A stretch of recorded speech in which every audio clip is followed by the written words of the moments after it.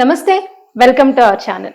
ప్రస్తుతం మనతో ప్రముఖ ఆధ్యాత్మికవేత్త, జ్యోతిష్య నిపుణులు, లలిత ఉపాసకులు నానాజీ పట్నాయక్ గారు ఉన్నారు. వారితో మాట్లాడదాం. నమస్తే గురువు గారు. శ్రీమాత్రే నమః. అయితే మానవ జన్మ తీసుకున్న తర్వాత మంచి చెడుల సమూహంతోనే, ఆ కలయికతోనే మానవ జన్మ నడుస్తూ ఉంటుందండి. ఇది ఎవరు కాదనలేని నిజం. కానీ అంటే మనం ఇప్పుడు ఈ జన్మలో ఇప్పుడు సపోజ్ నేనే ఉన్నాను, నేను చాలా న్యాయంగా, ధర్మంగా, ఎటువంటి ఈ తప్పు చేయకూడదు అని చిన్నప్పటి నుంచి కొన్ని విలువలు నేర్చుకుని నేను ఈ జన్మని పుట్టినందుకు నా పనులు నేను నిర్వర్తించుకుంటూ దాన్ని నడిపిస్తూ ఉన్నాను. కానీ పూర్వజన్మ పాపాలు లేకపోతే పూర్వజన్మ కర్మల వల్ల ఈ జన్మలో కొన్ని సమస్యలు నేను ఎదుర్కొంటూ ఉంటాను.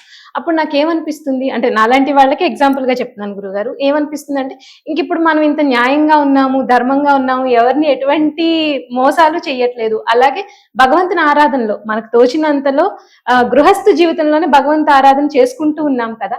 అయినా పూర్వజన్మ కర్మలు మనల్ని బాధిస్తూ ఉంటే ఇంక ఈ పూజల వల్ల ఫలితాలు ఏంటి అనేది ప్రశ్న సామాన్యులకి ఉద్భవిస్తుంది అంటారు కదా, ఉద్భవిస్తుంది కదా అండి. సో దానికి మీరు ఏ సమాధానం చెప్తారు గురువుగారు? తప్పకుండా అమ్మా, దీనికి ఒక వృత్తాంతాన్ని చెప్పి నేను మీకు చెప్తాను. ఫస్ట్ ఆఫ్ ఆల్ ఏంటంటే, పూర్వజన్మ కర్మ అనేటువంటిది ఎలాంటిదంటే, మీరు ఒక ఎగ్జామ్ రాశారు పిల్లవాడు, దాని రిజల్ట్ ఇప్పుడు వస్తుంది. నేను ఈరోజు బాగానే ఉన్నాను కదా, నేను ఈరోజు పుస్తకం చదువుకున్నాను కదా, నాకెందుకు మార్క్స్ తక్కువ వచ్చాయంటే, అది మీరు ఎగ్జామ్ రాసేసారు, అయిపోయింది. నేను రాసిన రోజు నుంచి ఇంట్లో కూర్చొని అంతా చదువుకుంటున్నాను, నాకు మార్క్స్ సరిగ్గా రాలేదంటే అట్లా. ఎగ్జామ్ రాసే ముందు చదవాలి, రాసిన తర్వాత ఉండదు కదా. అట్లాగే మరి ధర్మంగా న్యాయంగా ఉంటున్నాం, దీని ఫలితం ఉండదా అంటే ఉంటుంది అని ఆదిశంకరాచార్యుల వారు మనకు నిరూపించారు.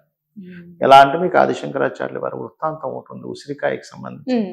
ఆయన భిక్షాటన చేసుకుంటూ వెళ్ళినప్పుడు, ఒక ఇంటి దగ్గరికి వెళ్ళినప్పుడు, ఆ ఇంట్లో ఉండేటువంటి ఒక స్త్రీమూర్తి 10 రోజుల నుంచి ఏమీ తినకుండా ఉపవాసంలో ఉండి, ఆవిడ ఏం చేస్తుంది, తన భిక్షాటనకు వచ్చినప్పుడు ఒక ఉసిరికాయ తీసుకెళ్ళి అతనికి ఇస్తుంది. అది దేవుడి దగ్గర పెట్టినటువంటి నైవేద్యం, ఉసిరికాయ, ఒక ఉసిరికాయ ఇచ్చి, స్వామి నేనే పస్తులతో ఉన్నా 10 రోజుల నుంచి, నేనేమి తినలేదు, ఉన్న ఒకటే ఒక ఉసిరికాయ మీకు ఇచ్చేది స్వామి అని చెప్తుంది. అప్పుడు ఆదిశంకరాచార్యుల వారికి కళ్ళల్లోంచి నీళ్ళు వస్తాయి, చాలా బాధపడతారు. ఒక్కసారిగా లక్ష్మీదేవి, ఆయనకేమని ఇలా పిలుస్తా అలా పలుకుతుంది, లక్ష్మీదేవిని పిలుస్తాడు, కనకదారా స్తోత్రం చేస్తాడు.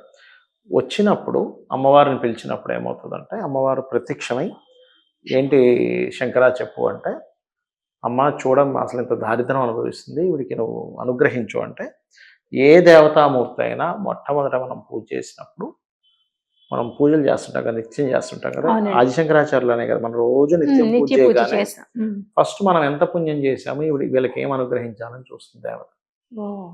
అలాగే లక్ష్మీదేవి ప్రత్యక్షమై, నువ్వు అడుగుతున్నావు కరెక్టే, కానీ ఇక్కడ పుణ్యం లేదు, నేను ఇవ్వాలంటే, నేను ఇవ్వాలన్నా పుణ్యం ఉండాలి. ఎలా అయితే మనం చెక్ తీసుకెళ్లి బ్యాంకులో ఇస్తే అక్కడ బ్యాంక్ బ్యాలెన్స్ ఉంటేనే మనకి డబ్బులు ఇస్తున్నట్టుగా క్యాషియర్ ఇవ్వడు, మీరు చెక్ తీసుకెళ్లారు కదా, ఇవ్వడు, అక్కడ బ్యాలెన్స్ ఉంటేనే ఇవ్వాలి కదా. అప్పుడు ఆదిశంకరాచార్యుల వారు ఒక మాట అంటారు, అమ్మ పుణ్యం వల్ల వస్తుంది, అన్నది కరెక్టే, కానీ ధర్మం వల్ల కూడా రావాలిగా. ఆవిడ ధర్మాన్ని పాటించింది. నేను భిక్షాటం చేసుకునేవాడిని, నేను వచ్చినప్పుడు ఆ శ్రీమూర్తి ఇచ్చిందిగా, కాబట్టి నువ్వు ఇవ్వాల్సిందే అని ఆదిశంకరాచార్యుల వారు అంటారు. అన్నప్పుడు నిజమే, ధర్మం పాటించిన వాళ్ళకు నేను అనుగ్రహించాలని లక్ష్మీదేవి అనుగ్రహిస్తుంది. అంటే ఏమిటి, ఇక్కడ ధర్మాన్ని పాటిస్తే కూడా లక్ష్మీ అనుగ్రహం ఉంటుంది.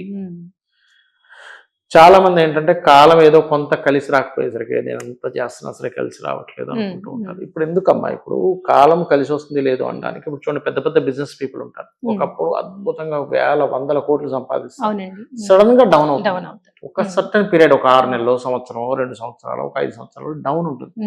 అంత మాత్రం చేత వాళ్ళు సంపాదించలేరని కాదు, ఒక టైం పీరియడ్.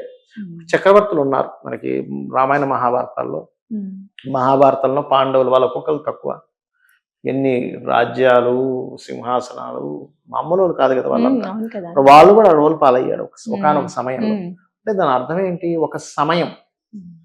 అలా అని ఈ భూమికి ఉన్నటువంటి ఇదేమిటంటే, తత్వం ఏమిటంటే, మహాభారతంలో శ్రీకృష్ణ పరమాత్మ ఉన్నాడుగా వాళ్ళతో పాటే ఉండి, మరి అని ఇలా మంత్రం వేయొచ్చుగా అందరూ చచ్చిపోవాలని, యుద్ధమే ఎందుకు చేయించాడు అక్కడ? ఇప్పుడు నేను యుద్ధం చేయలేను అని శ్రీకృష్ణ పరమాత్మ ఇంతమంది అంటే గురువులను, తండ్రులను, మేనమామలను, సహోదరులను, వీళ్ళందరినీ చూసి హృదయము ద్రవించి నకాంక్షే విజయం కృష్ణ అని అంటాడు. నాకు రాజ్యం వద్దు, ఏమొద్దు, విజయం వద్దు, నేను అడుక్కు తింటాను కావాలంటే, ఇంతమందిని చంపాలా అన్నప్పుడు సర్లేరా బాబు నువ్వేం చంపకు, నేను ఒకసారి ఇలా మంత్రం వేస్తున్న వాళ్ళందరూ చచ్చిపోతారు, నువ్వు ఆ రాజ్యం వాడు అనలే. నీకు రాజ్యం కావాలి అంటే నువ్వు యుద్ధం చెయ్యాలి. కృష్ణుడు భగవంతుడు సాక్షాత్ మహావిష్ణువు పక్కనున్నాక నువ్వు పని చేయాలి. మంత్రం ఏదో మాయ చేయడు, ఆయన అనుగ్రహిస్తాడు. కాకపోతే ఇప్పుడు ఆర్తులని జిజ్ఞాసువులను, అర్ధకాములు, జ్ఞానులు 4 విధములైనటువంటి పుణ్యాత్ములు నన్ను ఆశ్రయిస్తున్నారు అన్నాడు.